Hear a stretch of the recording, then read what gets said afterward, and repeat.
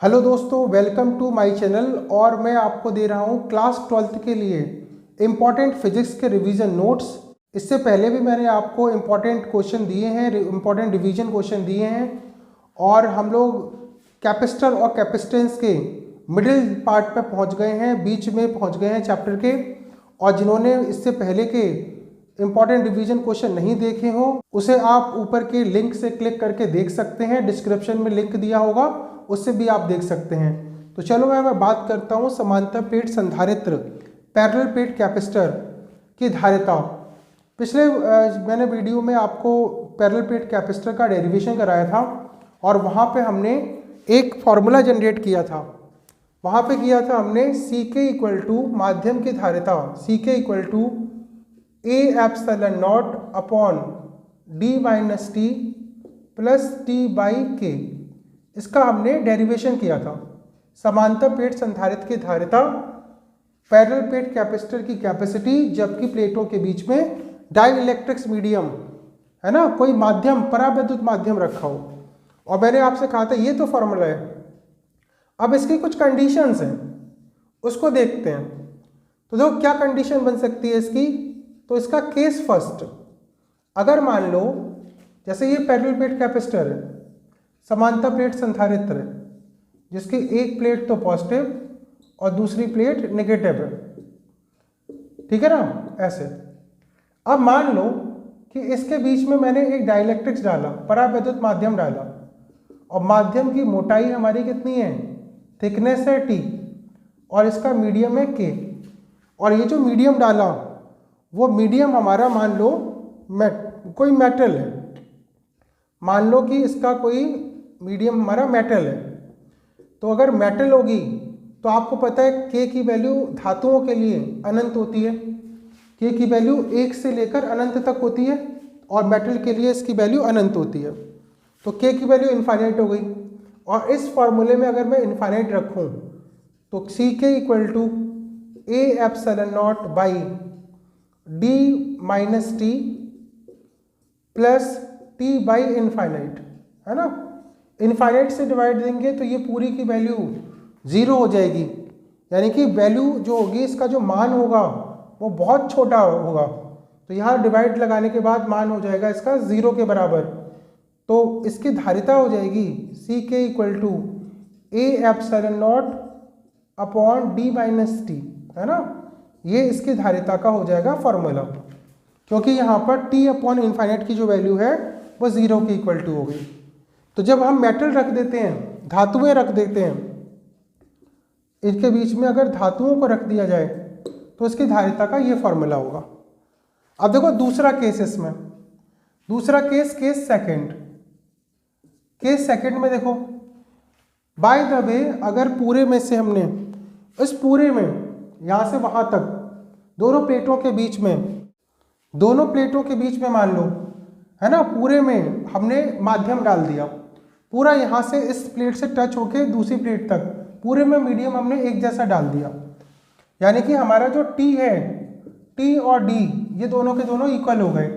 प्लेटों के जो बीच की दूरी है ये इसकी प्लेटों के बीच के डिस्टेंस के इक्वल टू हो जाए।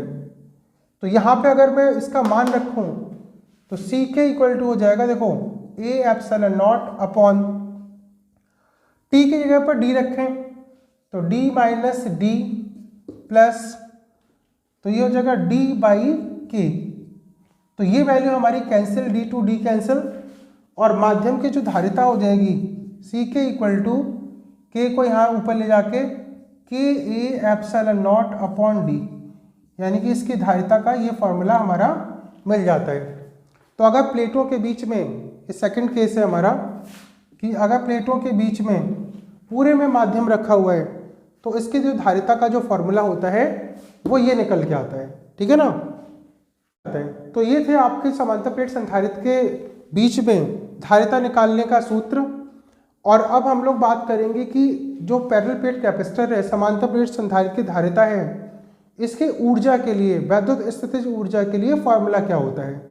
अब देखिए, वैद्युत स्थितिज ऊर्जा का फॉर्मूला, आवेशित चालक के लिए वैद्युत स्थितिज ऊर्जा का फॉर्मूला कैसे निकालते हैं हम। तो देखो, अगर कोई चालक है, कंडक्टर है ना, और इसे हम चार्ज करना चाहते हैं। तो जैसे हमने यहाँ पर चार्ज करना स्टार्ट किया, यानी कि उस पर या तो इलेक्ट्रॉन दिए या उसमें से इलेक्ट्रॉन निकालें, तो मान लो हमने इसको प्लस का चार्ज दिया, तो जैसे यहाँ पर एक प्लस का चार्ज आएगा, तो ये चार्ज कहीं ना कहीं इकट्ठा होगा, किसी ना किसी जगह पर स्पेस लेगा। अब जैसे इस पर दूसरा प्लस का चार्ज आता है, तो ये जो प्लस का चार्ज है, पहले वाला जो धनावेशित है, ये धनावेश उस बाद वाले चार्ज को रिपल करना स्टार्ट कर देगा, प्रतिकर्षण करना स्टार्ट कर देगा।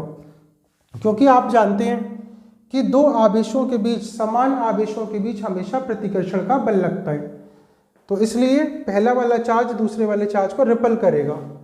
लेकिन आपको इस बॉडी को चार्ज करना है, आवेशित करना है, तो आपको क्या करना होगा, बाहर से इसको कार्य कराना पड़ेगा, एक्स्ट्रा वर्क करना पड़ेगा, बैटरी का सेटअप करना पड़ेगा, जिससे कि यहाँ तक इन इलेक्ट्रॉनों को या फिर इन पॉजिटिव चार्जों को यहाँ तक लाया जा सके। तो जो कार्य है, इसको आवेशित करने में किया गया जो कार्य ही स्थितिज ऊर्जा के रूप में इकट्ठा हो जाता है, कार्य ही वैद्युत स्थितिज ऊर्जा के रूप में इकट्ठा हो जाता है। तो हम लोग कहते हैं कि जो किया गया कार्य है, किसी चालक को आवेशित करने में किया गया कार्य, वर्क डन, इसी को हम लोग इलेक्ट्रिक पोटेंशियल एनर्जी कहते हैं, है ना, इसी को हम लोग पोटेंशियल एनर्जी कहते हैं।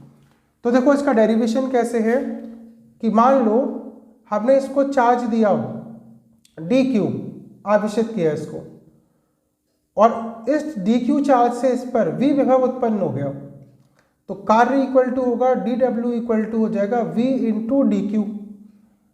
पहले वाले चैप्टर में आपने पढ़ा है, वैद्युत विभव वाले चैप्टर में, कि v इक्वल टू क्या होता है, v इक्वल टू होता है w अपॉन q, और यहाँ से w में निकालूँ तो q इंटू v। यहाँ पे वेरिएबल क्या है, चार्ज वेरिएबल है। जैसे जैसे आप इस पर आवेश को इकट्ठा कराएंगे तो q चेंज होगा, ठीक है ना। तो यहाँ पे हमने किया dw इक्वल टू अल्प कार्य जो है, स्मॉल वर्क डन है, वो v इंटू dq हुआ। और हमें पता है v इक्वल टू क्या होता है, v इक्वल टू होता है q इक्वल टू cb और v equal to q by c। इसकी वैल्यू को यहाँ रखो, तो dw equal to q by C into dq, और ये है हमारा स्मॉल वर्क। और हमें निकालना है टोटल वर्क कैसे निकलेगा, तो दोनों तरफ का इंटीग्रेट कर लो, क्या कर लो, इंटीग्रेटिंग बोथ साइड्स, इंटीग्रेट कर लो, इंटीग्रेट, दोनों पक्षों का समाकलन करने पर integration sign dw equal to integration q by C into dq। पहले जो आवेश था वो था आपका 0 और बाद में आवेश हो गया q, तो 0 से q आवेश तक इसको चार्ज किया। इंटीग्रेशन डिफरेंशिएशन, ये आपका हो गया w, दोनों कैंसिल आउट, एक प्लस और एक माइनस तो की तरह व्यवहार करते हैं इंटीग्रेशन डिफरेंशिएशन, तो ये w कार्य। और हम लोग dq, q के रेस्पेक्ट में इसको इंटीग्रेट कर रहे हैं, तो c हमारा है कांस्टेंट, c को बाहर निकाला तो 1 upon C equal to integration 0 to q into dq, है ना। और इसका जब इंटीग्रेशन करेंगे तो हमें पता है कि मैथ्स के फॉर्मूले से x की पावर n इंटू dx का इंटीग्रेशन होता है x की power n plus 1 upon n plus 1, ठीक है ना। यह आपको पता होगा, मैथ्स के इंटीग्रेशन वाली कैलकुलस वाली बुक में पढ़ा होगा आपने। तो ये इसका फॉर्मूला होता है इंटीग्रेशन का, समाकलन का। तो यहाँ पे इसका वर्ग का इंटीग्रेशन करोगे तो 1 अपॉन सी, इसका इंटीग्रेशन हो जाएगा q square by 2, lower limit इसकी 0 और हायर लिमिट इसकी q, higher limit minus lower limit, इसकी वैल्यू लगाई तो कार्य होगा इसका w equal to 1 upon C q square by 2, q की जगह पे q रखा तो q square by 2 minus 0 square by 2, है ना। तो ये वैल्यू तो हो गई आपके 0। तो यहाँ पे वर्क हुआ जो पोटेंशियल एनर्जी की फॉर्म में कन्वर्ट हुआ। हमने कहा था वैद्युत स्थितिज ऊर्जा के रूप में कार्य इकट्ठा हो जाता है। किसी चालक को आवेशित करने पर किया गया जो कार्य है वो वैद्युत स्थितिज ऊर्जा के रूप में संचित हो जाता है, इकट्ठा हो जाता है।